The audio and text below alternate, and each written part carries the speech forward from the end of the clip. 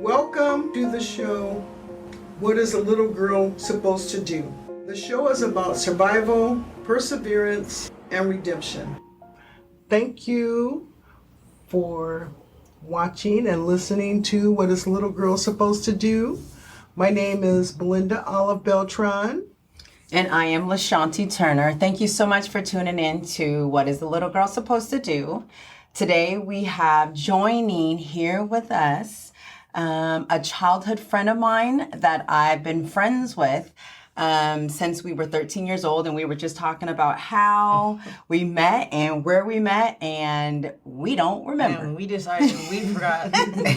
And what is her name? Her name is Janell. Give a middle name. Janell Dool. And she is here with us to share laughter, different stories, different experiences. I love her so much. And I'm so happy that she is being transparent and she's just here just to have conversations with my mother and I. Oh, yeah. Thank you, Janell. You're welcome. Do you have anything to say? No. I'll let you ask. All right. And we'll just take it Absolutely. from there. Absolutely. All right. So I know that we were talking about how long we've been knowing each other, and we were trying to figure out how long we've been knowing each other, and we couldn't figure out how long we have known each other, but it's been a very long time. And in that long time, we've had different journeys. We've lived, we've done different experiences. We've had different, and so right now to come to the place where you and I are older, and our kids are older, and we've been here in Portland, Oregon for so long. We are from pretty much the capital of this of the industry, and I know myself, I've been in the industry. I've been a dancer, I've been stripper, I've been in the industry for a very long time, and so I know, I'm not going to say that with that industry came with different, but in that industry I've been in, there's a lifestyle, there's different things that you experience, there's different things that you open yourself up to, and so I know that I've gone down a road with in that lifestyle, but being from Portland, where it's the capital, it's kind of being a young girl, being here, it's kind of hard to not get involved. You know what I mean? Because if you or just a female, whatever, and you turn 18, you free to dance in the club. And there's so much money to make in that industry. So much money, right? So much money. Yeah, there can be. So much, right. Mm-hmm. So much money, so many people that we met working at that amazing club that's no longer there. Oh my gosh. That club was almost like a nightclub. People came to that club just to hang out. We didn't even exist, really. We were just in the way. Right. That was the VIP spot. The Exotica. That was the spot. Oh my gosh. I remember one time when my mom had dropped me off there at work, and I was the cocktail waitress there. And I want to say my kids was in the car at the time. And my daughter was like, can I go on your job? Can I go on your job? And I was like, no, you can't come on my job. And she was like, well, what are we going to do when you bring your child to work day? And I was like, well, I'm not going to bring you here to bring your child work day. And I said, I'm not going to bring you here. You can't come and hang out at mommy's job. And then she said, well, why would you work at a job that you can't bring your kids and work with you? And I was like, well, beads of sweat. Like right now. So, so you're from Portland? I'm originally from San Jose, California. I didn't know that. My family, my dad transferred here from the railroad he worked. Okay. When I was 5. I didn't know that. Yeah. And so I've been living in Vancouver since I was 5. Well, I moved couple times, moved to Vegas, came back, and then moved to Alaska. Okay. And then moved to Maryland. Okay. And now I'm back. Okay. For a while. You can't stay away from here. I try. tried. Can't stay away. Me too. Right. Yes, yes, Right. yes. It's something about Beautiful. here. Yeah. Beautiful. It's Absolutely. home. Yes. It's home. It's home. Yes. And I have been mothers to a lot of my children's friends. And Janell. This is my daughter. I mean, we've been close. I've been knowing her for a long time. And was I a teenager from hell? No. But you remember that time when we stayed out? I remember that time we stayed. Oh, well, there's a bunch of times we stayed out. I'm like, which one? Right. Narrow that down. And then my mom, she had, we were sneaking back in the house. And I don't know, probably always in Portland. We was always somewhere in Portland. Because we lived in Vancouver. We was always in Portland. And then my mom had asked us where we was. And then you just was like quiet. And then she asked you.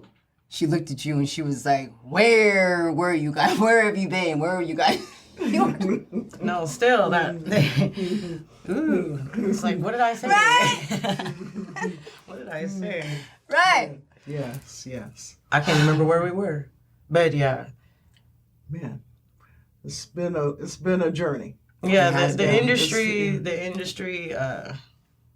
industry can take you down, or it's a stepping stone to bring you up. That's up to you how Yes. you deal with that. Absolutely. You know? But Yes. there were some times I had a driver. I'm just gonna say it. Yes, Right. yes. So Yes. we have drivers, Okay. and this particular driver I kind of trusted because the other girls had taken him, you know, and I lived out in St. John's, and I was working out here. Okay. Well, Powell, you know, and I lived all the way out, Right. and so I needed a, Right. Drive. because you drink or whatever, Right. and so one day he started coming, earlier and earlier, and just hanging out. And even though I get off at whatever time I get off, he would come early. He would come to my house before I was even ready. Okay. If I say come at 3:30, he'd be there at 3 because he knew I wouldn't be ready and he had to sit there. Well, to me, that was like kind of weird, like how things were adding up. It got to be where I have to go to the store to get something for my son. He would walk down the aisles with me instead of just letting me go in. Yes. Right. Wow. And so one day he was taking us all home, and there was 4 girls, including myself. And he dropped everybody out first. And then he was going to go drop me off because I was the farthest one out. And he instead of going on the freeway, he went just into the industrial area downtown Portland. And then I said, "What are you doing? Like, what are we doing down here?" And he gave me some story about Christmas tree weed. Like, there's new weed, and he doesn't smoke weed, Right. but I smoke weed, and Right. so he wanted me to come down there and try the weed to see if it was any good. Right. And so I was like, thought that was just crazy. It's like 3 a.m, Right. you know what I mean? And I want to go home, Right. And so I was just like, well, no, let's just go. Right. This is weird. You don't Right. meet people in a back alley. You know what Right. I'm saying? And then next thing I know, he pulled a gun out, and he's over here in the corner, and he's loading this gun as a revolver, and he's loading it, and then I said, "What are you doing? You don't need that." Right. And he was just like, looked at me, and I'm like, "You really don't need that." And then he pointed it at me, and he said, "Get in the back."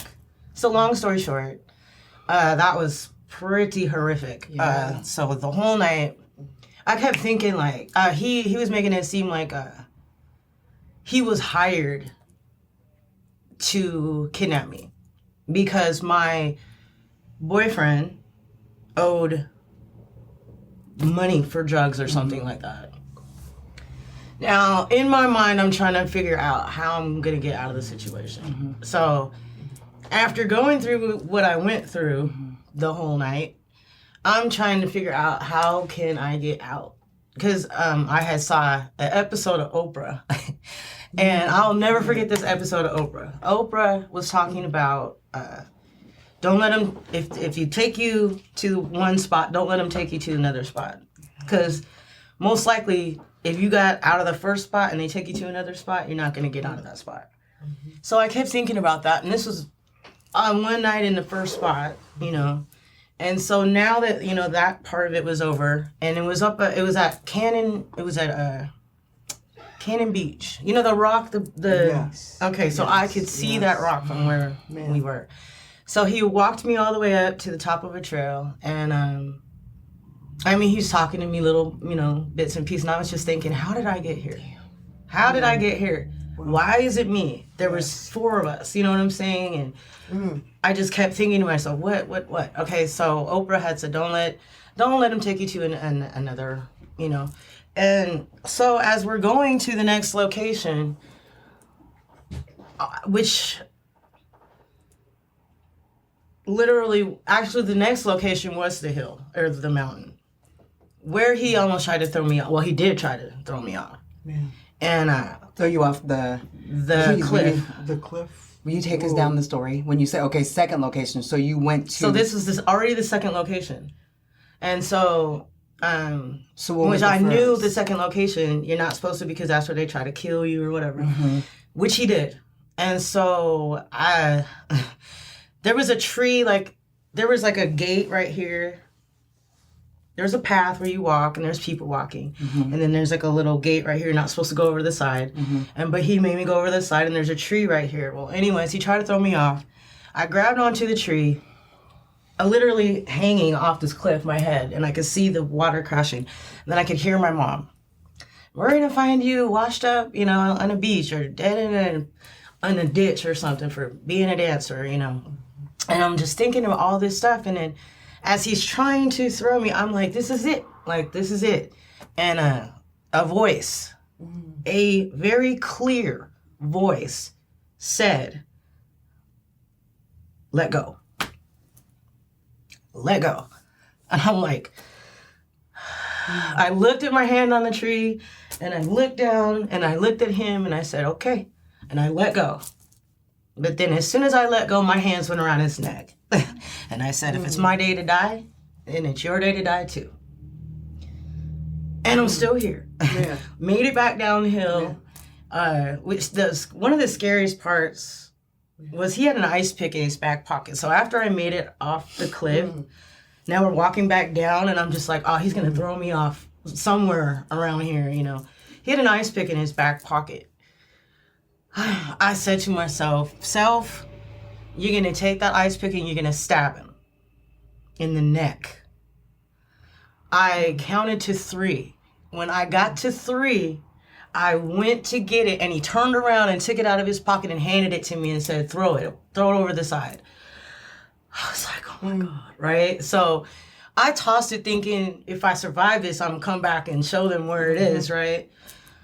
But get back down, and I was trying to figure out, should I run? What should I do? And he said, hold on, stay right here. Then he went and he got in the hood of the van, and he brought out a thermos, and it had wires, and he said it was a bomb. And he's like, see, they're trying to kill you. They want you dead. They know I haven't done it yet. And I'm just like, I said, so what are you saying? You are? And he said, well, I don't think so. And I was like, look, my dad lives in California, you know, because he had to go there on business, and had a year. And I was like, I will go stay with my dad. I'll leave him. I'll take the kids and we'll just go. And I was trying to just talk my way out of it. And he showed me, you know, and I saw these cars going by, and I was like, oh my gosh. Anyways, so he hands me the bomb, and he tells me to throw it out. So as we go over this bridge, I see the bridge, there was a hill kind of like this, didn't go all the way like that. So I just tossed it. And then we went into the seaside, and that's when I was just like, okay, this is the 3rd location now. I know I'm dead now. So I said I was hungry, and I wanted a 40 and some chicken.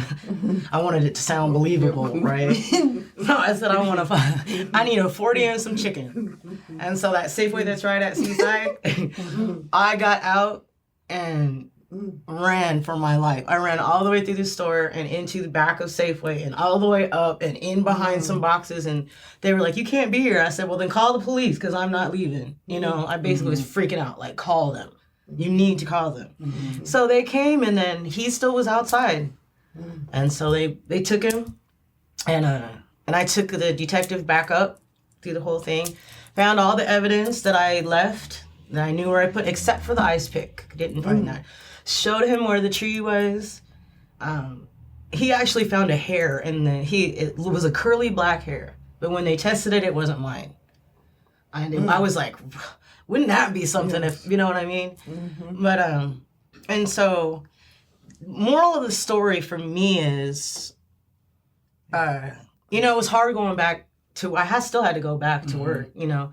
And the girls, that was just really hard because they were just like, I'm so sorry. And I was just like, oh, I'm just glad it wasn't you. Okay? Just glad it wasn't you because it could have been. And so everybody pretty much was freaked out. It could have been anybody.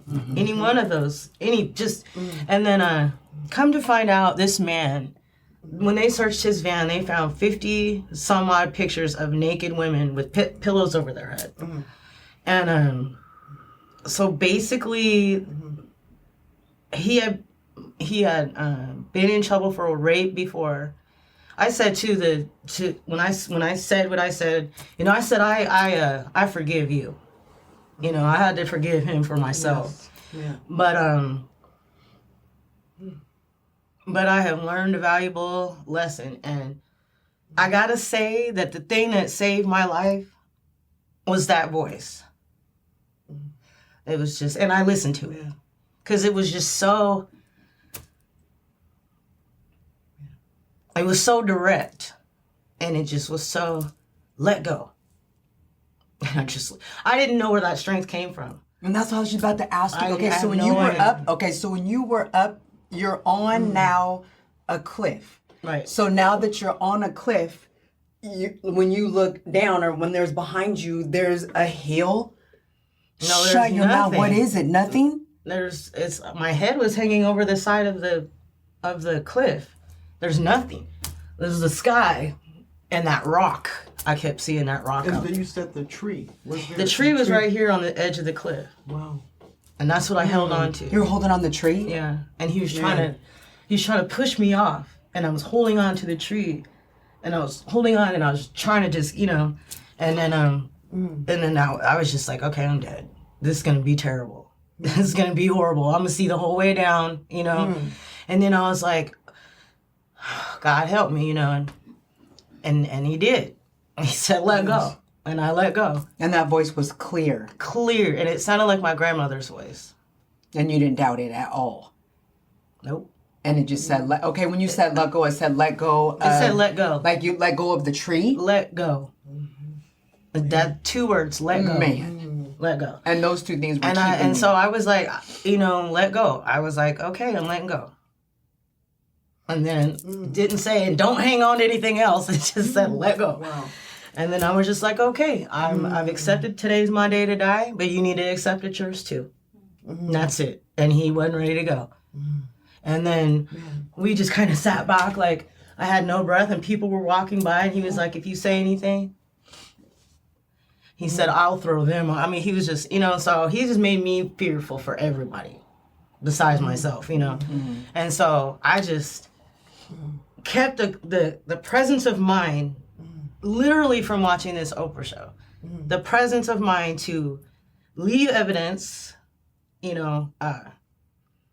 He had maybe he had a tarp. He had pulled a bed out in his van, so that was different. And he had a blue tarp and he had a box of surgical gloves, which that was different, you know, when we all got in the van. Right. And so in this box, what he does is he goes up to this camp, wherever it was in Seaside, and I'm in the back. I was handcuffed, naked in the back of the van the whole time. And I wanted to scream so bad at the gas station, but I was scared nobody would hear me and it would be worse. Right. So you know, I kept on thinking, okay, you gotta just leave the evidence where people can see it.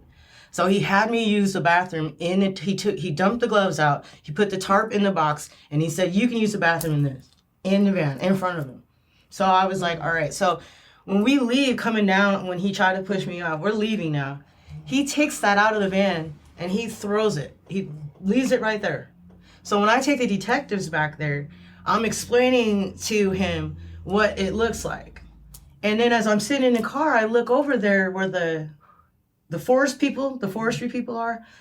I see a trailer. And in the back of that trailer, I see the tarp and the box in that trailer. And I was like, that's it right there. That's it. And so he went to talk to the guy, and the guy was like, yeah, it just was cleaning up and was going to throw that away. And he said, we need that. That's evidence. And so, yeah, with all the evidence, like, he got 99 years, you know, and my dad was there. I think there was a newspaper reporter there. But it's just that feeling of if you don't have faith, then, you know, you're not going to hear voices like let go. Right. You know, but I have faith, and I just had to just listen to it. It sounded like my grandmother. You remember my grandmother, Gamino? Sounded just like her voice. And it was very stern, very like, don't even doubt what I'm saying. None whatsoever. And I just let go. I mean, I looked at my hand first, like, right. You know, like this is what's holding me up. Right. Woo! And then I just went, and then I felt myself go back a little bit, and then my hand just went around his neck, and then that was it. And I was just, and so making it through that, having to go back to work and face everybody, it was just so hard. And then still having to do it, you know what I'm saying? But it's not even a matter of you being a dancer or a bartender, right, or you work at a laundry, right, or whatever it is you do.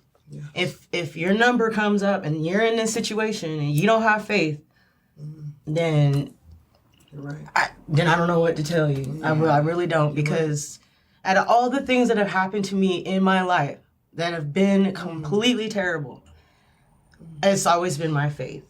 You know, I'm a spiritual. I'm not religious, but I'm spiritual, and I believe, and I know for a fact that there is a God. Yes. And so that's my story about just survival, I guess, and not losing your mind. Yes. Right. You know, because you do. You absolutely lose your mind here and there. Flashbacks or whatever, you know. But having friends and family, like, made, and all I kept thinking about was my kids, you know. That's all I kept thinking about. My kids, you know, and just got me back, you know. And my grandma and God and everybody that had anything to do with it. Right. You know, I'm just blessed. I mean, things I've been through. Right. And to still be sitting here, able to talk about it. You're right. Not, you know, completely mentally messed up. Right. It's because of my faith. It really is. Yeah. So. It's beautiful. Man. Anything you want to ask me? Can I ask you a question? Sure. Now, you said the gentleman, he received 99 years? Really? Yes. And where is he now? He is deceased. He's deceased? Yes. He was murdered in prison. Ooh. A couple months after he was put in there, and I'm not gonna say it had anything to do with maybe somebody in there that knew me. I don't know. All I know is I got the information, and I wasn't sad about it. I mean, you know, I believe he was sick anyways. You know what I'm saying? I don't think he wouldn't have done. I mean, he was already 45. You know, so they basically just gave him life. You know. So I don't really know what happened, and I really didn't want to know. But he's no longer on he's not on Earth. I'm pretty sure he's not even above Earth. He might be a little bit below it. Right now. A little bit underneath. Yes. But man, well, thank you for sharing that, your truth. Right. That's part of my truth. I mean, because Big in part. all innocence, I mean, you guys basically all, I mean, we all back in the day, if we have a driver, we just automatically, we have a driver. We don't question the driver. We don't trust. We don't question, did you check his background? Is he cool? We just automatically, he our driver. Right. We pay him. And that's a cab driver. That's an Uber driver. Exactly. You know, all these things happening with people in Uber drivers and cab drivers. Yeah. It's like, you know, I just was like, okay, well, he's taking you guys. And he's been taking you before I even started. So, okay. I should have seen the signs. I did see the signs. I mean, him coming in with me and, you know, he would stay. It's like, why are you here? Maybe she's I being don't cute. get off until, you know, whatever time. And it just became so much that I got you. He picked me out of all these different people, you know. And I almost kind of feel okay that he picked me, because had he picked somebody else, maybe that person wouldn't be here. And then he still would be out doing this over and over. He was in prison, that we found out, twice for raping girls at knife point. This time it was a gun. And so there was not gonna, you know, if it, this was it. You know what I mean? So I'm kind of happy at that fact that I could have the presence of mind to be able to survive and put him away. And nobody else got hurt. So that's beautiful. You know, I was in a way that kind of helps me deal with it. That's good. And I would like to say one thing before we wrap this up. Growing up in Portland, I was almost kidnapped 3 different times growing up. The very first time, I was 7 years old. I was headed home from school. At the time, I was going to Boise Elliott, but I was by myself. I was walking home because my brothers, they were homesick. I was walking home by myself, and this white gentleman pulls up in his vehicle, and he sees me, and he's asked me if I wanted a ride. And I said, no. And then he said, well, how old are you? I said, I'm 7 years old. He said, well, do you want 7 pennies? I said, yeah. He said, well, you got to come in the car to get it. And when he said that, he was reaching over trying to get me in the car, but thank God there was a neighbor, a black lady, that was looking out her door or her window, and she saw what was going on. And she came out and started cussing. And this guy, he saw her and he zoomed. He's out of there. And she ended up walking me home. Wow. But that happened when I was only 7. Another time when I was 16, I was walking home from school, and this guy, I didn't realize he was following me. He had followed me for a very long time. At the time, I was going to Jefferson High School, and I was walking to 30th and Alberta from Jefferson. I was going to go to the movie theater, but I realized when I got to 12th and Alberta that this guy was following me. He asked me if I wanted a ride, and I said, no, I don't want a ride. And so he said, okay. So he drove off, got up to like 15 in Alberta. Here he is again. This time he's a little bit more aggressive. It was a white guy. He said, do you want a ride? I said, no. And he kept driving around the corner. And then I got up to like 20th in Alberta, and he came and he blocked the street so I couldn't cross the street. And he got out of his car. And thank God there were 2 gentlemen in a carpet store, and they saw me. I started bamming on the window, help! They saw the look on my face, and they came to my rescue, and the guy saw them coming, and he ran and jumped in his car. And so I got away. And that's what my thing is. Kidnapping women, children, they should not be outside walking anywhere by themselves. There should always be someone. The buddy with you. system. Yeah. It should always be in twos, because that at least one should be able to get away. So that is a little bit of knowledge for today. Absolutely. Do not go anywhere alone. It doesn't matter what time of day or night it is. I mean, we're like sitting ducks. We don't know what's on people's mind. So we need to protect each other, love ourselves, and just be thankful. I don't go anywhere without my mace, here. that's for sure. Yes. So we just want to thank you for joining being our guest. Thank you for What having is a me. little girl supposed to do? We love you, and we're just out here. We want to spread the message of love, and there is a God. Yes, there is. There is a God. Yes, there is. We will witness yes, to that. there is. There is a God. True, living God. Yes. He is here. And angels. Yes. All the That's right. angels. Angels. Yes. Those people that Yes. saved you, angels. Yes. Angels. Beautiful. Those angels. Yep. So everything Ooh. is great. And I'm so mad We you want to didn't- thank you You didn't tell for me you knew joining they was us there. with the podcast. What is the little girl supposed Yes, to Janelle. do? We appreciate Oh my gosh, you don't even yes, know. Yes. Thank you. very Yes, yes, Thank yes. you for having me. Thank You're you for welcome. coming. Thank you for tuning in to our podcast. What is a little girl supposed to do? Until next time.